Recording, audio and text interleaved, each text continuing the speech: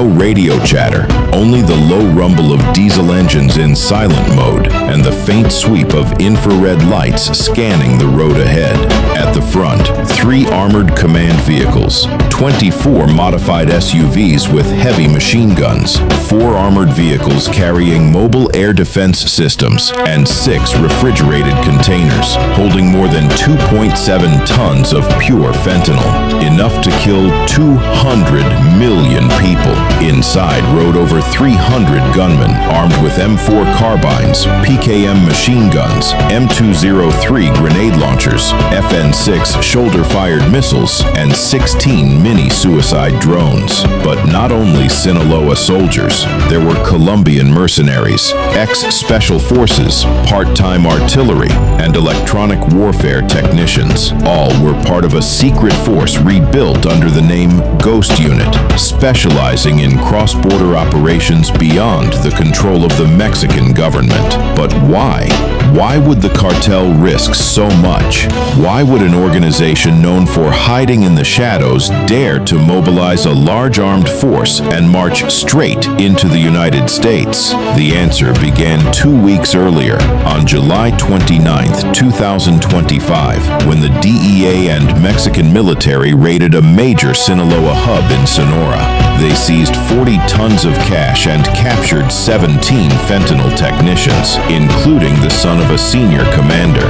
This blow crippled the cartel financially and shattered their secret deal with Mexican authorities. Sinaloa thought they had protection in government, but in truth, they were betrayed. In retaliation, they crossed into the U.S., destroyed Border Checkpoint 13 in Arizona, tried to reclaim a new fentanyl route near the rugged Kahlua Mountains, and sent a bloody message to Washington and Mexico. We are not easy to destroy. At 4:40 a.m., Salvador, the cartel commander, tried to issue his last order: break the encirclement. But he did not know that the command had already been intercepted by U.S. Special Forces and turned into a trigger signal for Phase 2 of the operation. At 4:52 a.m., while smoke still hung over the front of the fentanyl convoy, a second wave of destruction swept silently across the battlefield. Not with artillery, not with missiles, but with numbers, signals, and silent lines of code that erased everything. The cartel commanders had never faced such an enemy. Operational electronic warfare at the campaign level, launched by the 3rd Battalion of the 75th War Brigade, in coordination with the NSA and DIA signal intelligence units. Once the Ripper X system was activated from the underground command center in Tucson, the battlefield instantly became a maze of radio waves. Satellite signals were spoofed. GPS jammed at the micro level. Cartel radios began to broadcast false messages. Unit Alpha believed they were west of their original position, but in reality, they had drifted 800 meters east. A logistics team retreated along what they thought were safe coordinates, only to drive straight into a minefield.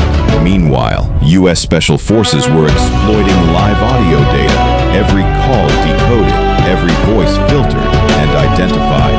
One mid-level commander was recognized by his distinctive Sinaloan accent. Within 40 seconds, an unarmed RQ-9 Reaper UAV was already hovering overhead, guiding artillery fire directly onto his mobile command vehicle. From this point, cartel movements were no longer tracked by sight, but by heat signatures, radio wave emissions, and even ground vibrations from their footsteps. 2 mini AESA radars swept the combat zone continuously, measuring engine sounds and the frequency of gunfire, pinpointing pockets of resistance with ruthless precision. Every action of the cartel, raising a rifle, opening a door, turning a vehicle, was instantly converted into coordinates. These coordinates updated every second, transmitted to artillery units 14 kilometers away, where Paladin M109 howitzers and HIMARS batteries pounded relentlessly.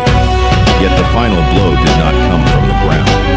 It came from the silent sky of the lower atmosphere. At 3:30 a.m., hours earlier, 4 Phoenix X-UAVs, a new tactical aircraft line developed by Lockheed, had already been circling high above. covered in radar-absorbent material, each carrying